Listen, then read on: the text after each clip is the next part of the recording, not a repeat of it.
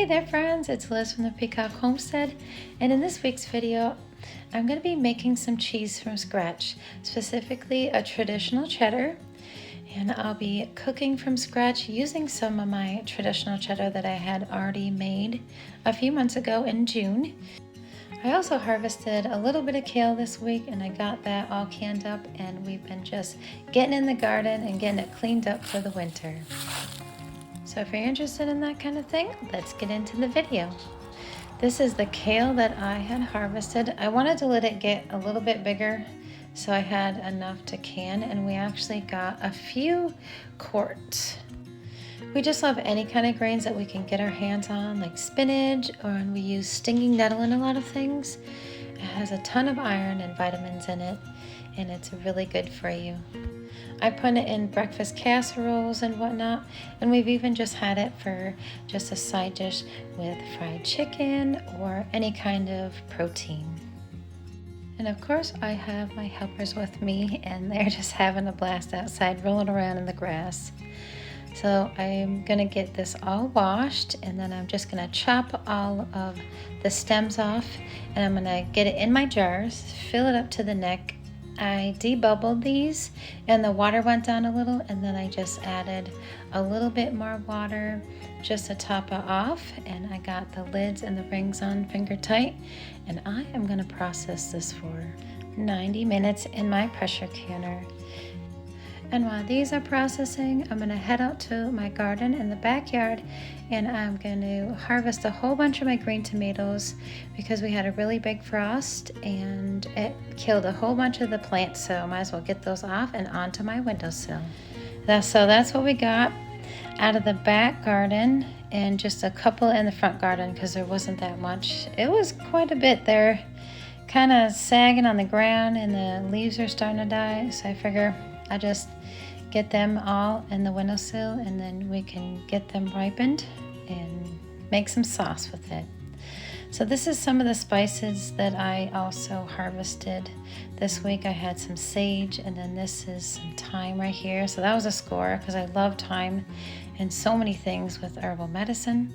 This is my lemon balm, and it's going to seed, and I was going to show you in a minute what the seeds look like. And this is my catnip, so my cats will be definitely happy with that, but I like to dry it and put it in a jar for them. These are my lemon balm seeds. I'm going to save those for next year, and we'll plant them in a different spot. This is the stevia that I had planted, so I'm actually going to dry this and make a tincture with it. I did see Heather at Sage and Stone Homestead. She made a tincture with that, and it was really amazing, and she is going to use it to sweeten her tea, so I figure I will try that as well. So this is the cheddar cheese that I had aging in my cheese cave since June. This is the traditional cheddar that I had made a while ago, and it tastes really good.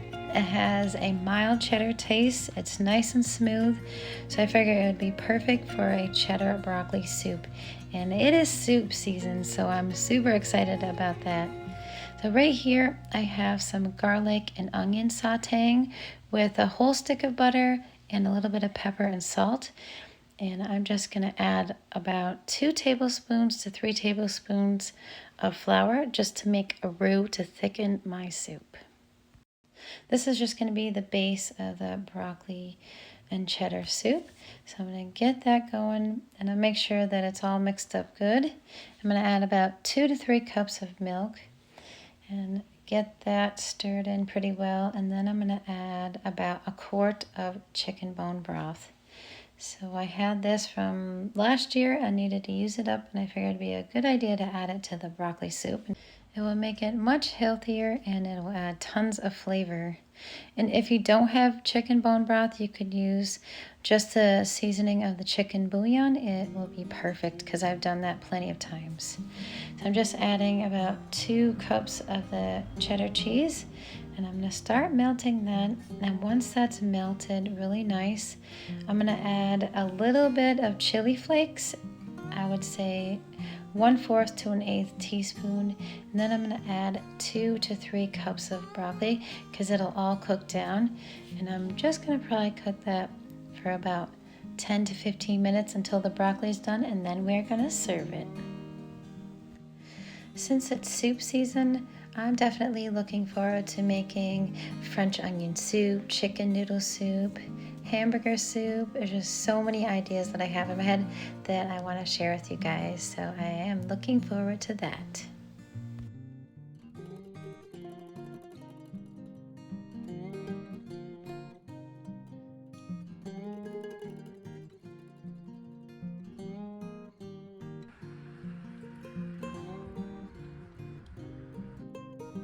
This week I decided that I was going to make some cheddar cheese and jalapeno bagels.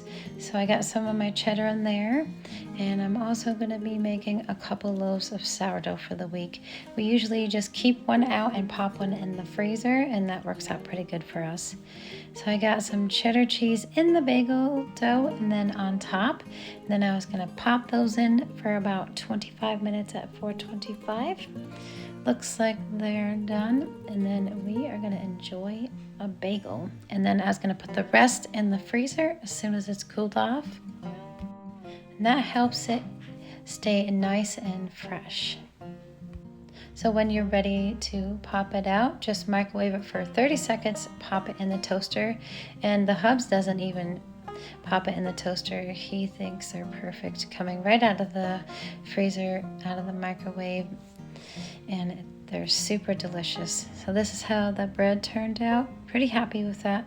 My sourdough starter's at a good age now where I can use my sourdough starter right out of the fridge. I don't have to feed it first or anything, and it works pretty good.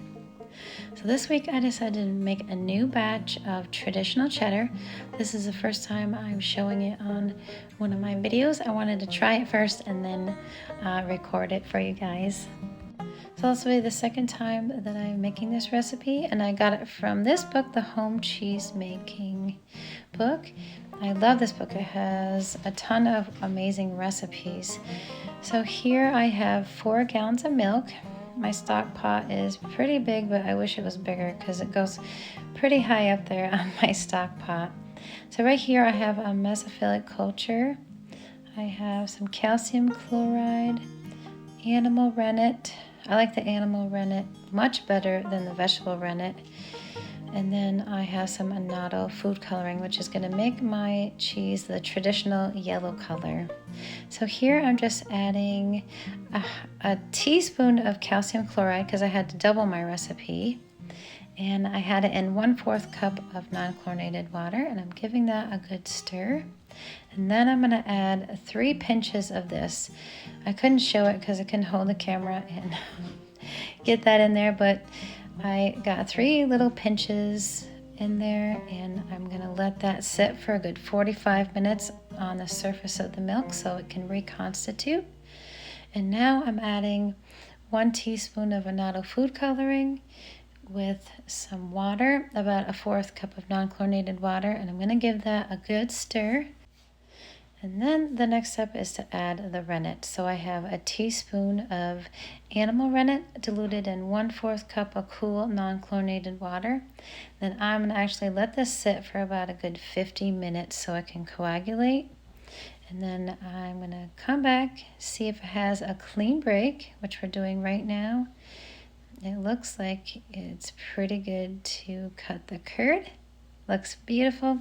So I'm going to cut the curd, and we are going to let that sit for about a good 5 minutes and then start slowly stirring and bringing the temperature up to 100 degrees Fahrenheit, but you want to do it within 30 minutes. So you want to do it, bring the temperature up slowly as well as stirring slowly. So you're going to stir every 5 minutes. It's a little bit of a process, but it'll be worth it in the end. So here I have the curds cooking little. You see how they have gotten smaller in shape and everything? And then I'm just temping my whey and my curds, and it's at 100 degrees Fahrenheit. So now that it's about 100 degrees, I stirred it for another good 30 minutes, and now I am checking to see if it is knitting together well. It looks like they're knitting together well, all the curds. So I'll just let that sit for another 20 minutes and I'm gonna strain the whey out and I'm gonna come back and show you the mound of curds. So this is what the curds look like. There is about 4 pounds there. And I'm gonna let that rest and we'll come back and cut them. So I let it rest for about 20 minutes and I'm gonna cut them about 3 inches thick. And what the next step is going to be is I'm going to let these rest in my pan and turn them every 15 minutes for 2 hours. So in the book, it actually says making cheddar the time-honored way takes longer, but you will be rewarded with a singularly delicious result. I'm just going to keep saying that to myself while I make this cheese. It's actually a really delicious cheese. And we enjoyed it and made so many things with it, and that's why I'm definitely going through the effort to make another one. So now 2 hours is over. I'm gonna cut these into little cubes. Then I have 4 tablespoons of salt in there because I doubled the recipe. And then we are going to start the first press. So it has a whole bunch of pressing times and pounds of pressure. So I just decided that I'm not going to go exactly by the book because it worked out last time the way I did it. So I'm just going to press this for about 40 to 50 pounds of pressure, because it says little light pressures here and light pressure there. So I'm just going to go for the big guns and start out with a heavy pressure. And I'm going to do that for about 2 hours, and I'm going to flip it and let that press again for another few hours and then overnight. You see how they're pretty much pressed? It would be a really wonderful cheese curd. Actually, one of these times, I definitely want to make cheese curds. You know the cheese curds that you get at the mom and pop stores that make your teeth squeak? I'd love to make those. But here is what they look like. In the press, the salt is already all incorporated. And I use just regular canning salt. And I'm going for 40 to 50 pounds of pressure. And I'm going to press that for a couple of hours. So this is how much whey that I got out of the press. I'd say it was a good half a cup of whey there. So I'm just going to show you guys how it knitted together. So it knit together pretty well. There's some pieces still falling off of it, but it is one solid piece right now. And I'm just going to put this back in the press and probably do it for about a good 80 to 90 pounds of pressure. And I'm going to let that sit for a few more hours, and then I'll come back and press it overnight.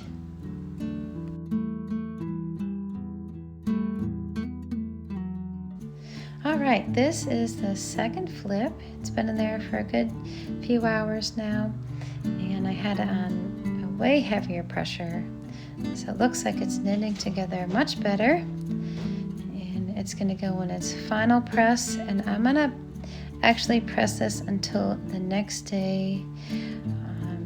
So it's 9 o'clock at night, so I'm going to press it until 9 o'clock tomorrow night at about a good 80 to 90 pounds of pressure.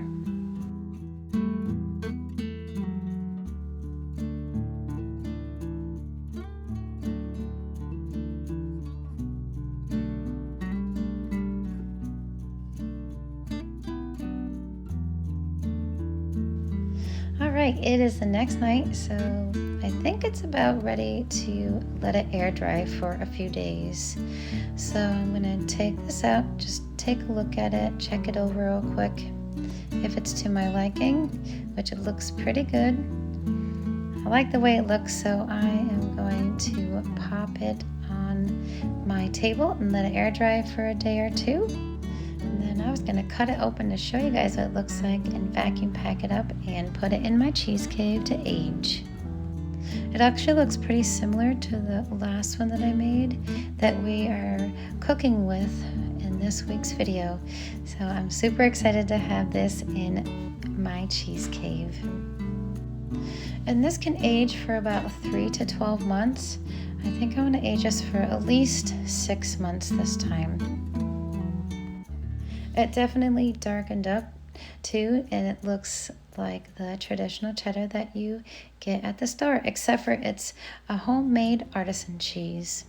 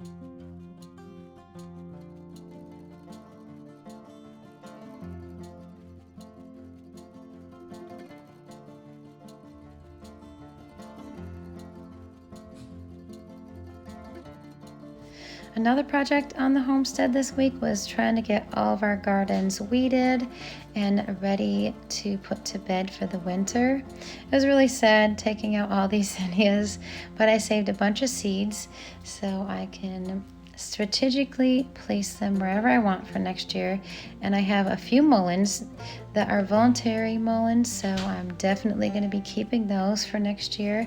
And a lot of these is just some herbs. I have some lemon balm there, and the hubs will be harvesting my carrots this week, so hopefully that'll be in next week's video. I have a few peppers there that are probably going to die. I'll be taking those out. And then I have my strawberry plants, and then I have next to that my garlic bed here, and then the other two beds I have some medicinal herbs and whatnot. And then I also wanted to show you guys that the hubs put up a nice new fence for the chickens, so it looks like they're just running around loose, but actually it's a nice new fence there, so we're really excited about that, and they really seem to love it as well. And that's it, friends. That's all I have for you this week. I hope you have a wonderful week, many blessings, and I'll see you on the next one.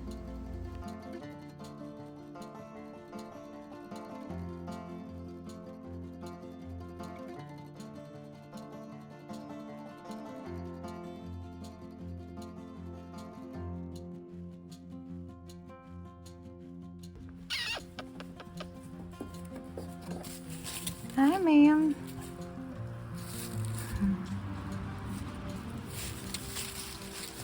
Luna, you got a dusty nose. You